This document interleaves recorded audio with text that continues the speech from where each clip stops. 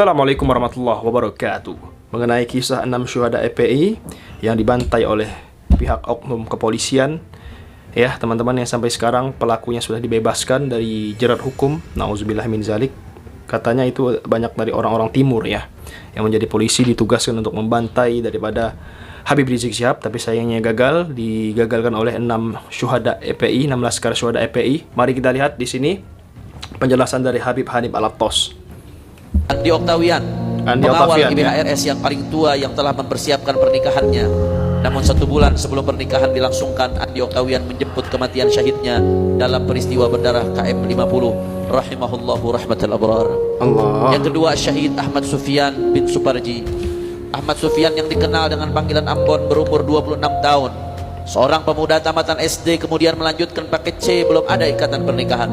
Pemuda yang terkenal jenaka dan suka bercanda, namun dikenal rajin hadir majelis ta'lim. Anak seorang janda yang kesehariannya hanya menjual gorengan-gorengan dengan pendapatan 200.000 per hari untuk membiayai Ahmad Sufyan dan adiknya.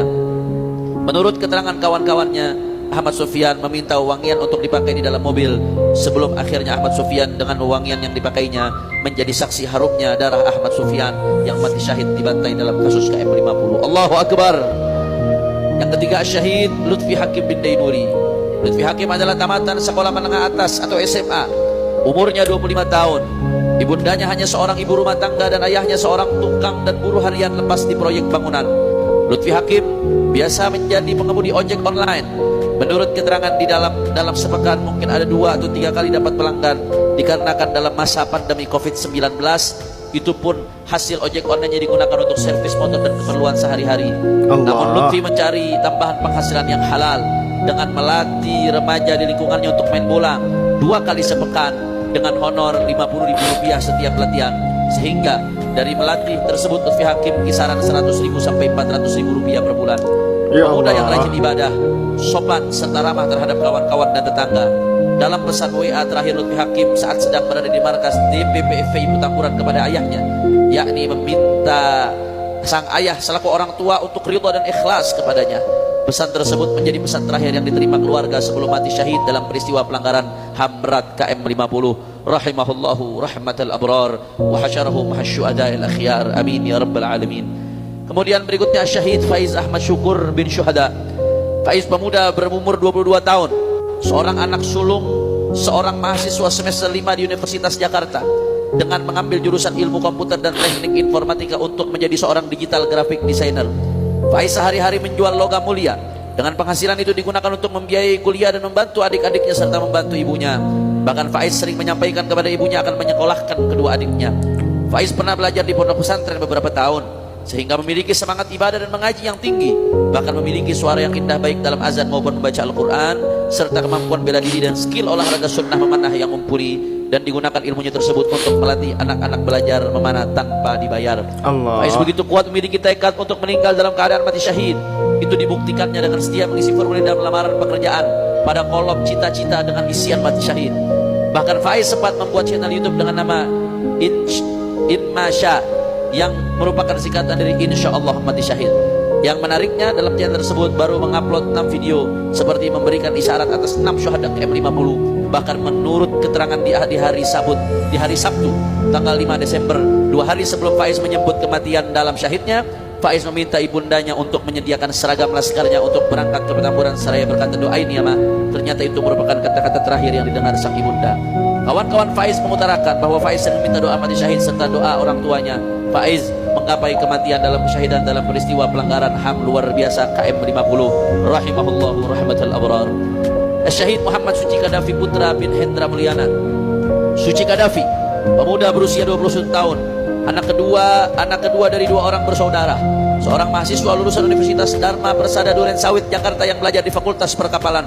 Semula Kadafi sempat terdaftar dalam jurusan hukum dengan alasan menegakkan keadilan dan melindungi ulama, namun karena beberapa hal Kadafi berpindah fakultas.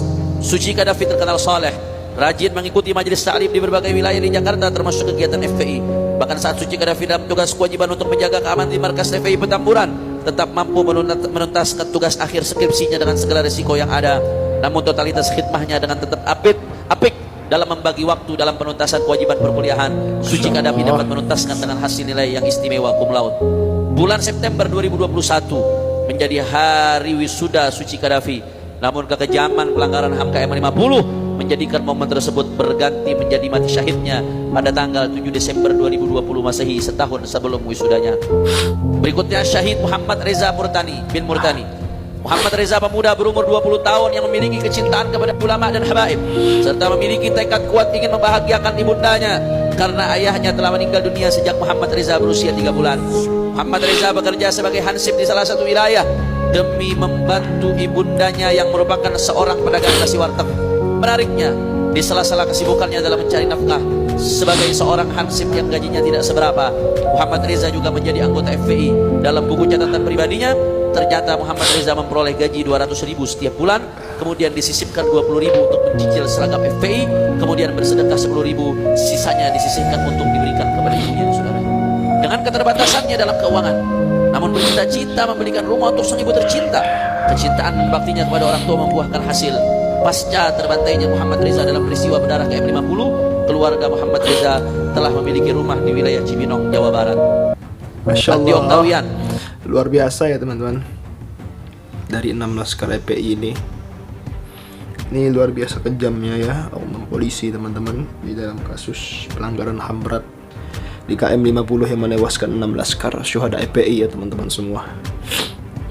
Jadi luar biasanya teman-teman ya. Jadi Ferdi Sambo lah yang menjadi dalang di balik KM50 teman-teman semua ya, seperti itu.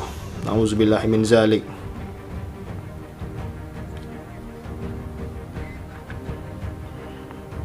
Termasuk para jenderal berbintang yang ada di sana, saudara.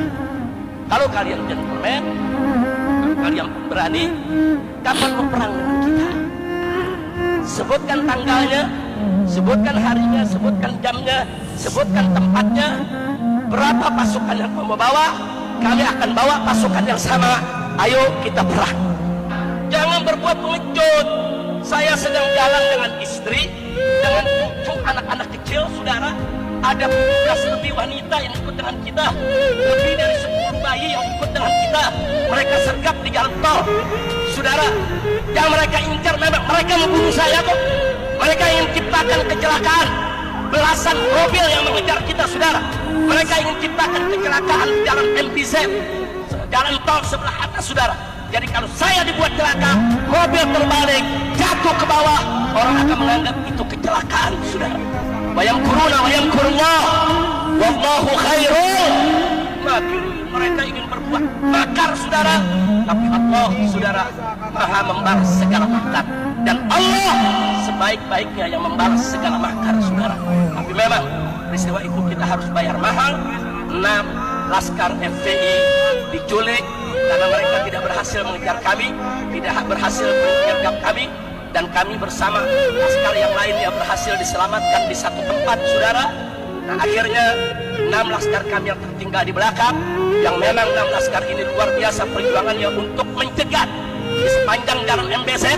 2 mobil laskar itu, saudara, menutup jalan supaya mereka tidak bisa ke depan, tidak bisa mendekat, saudara.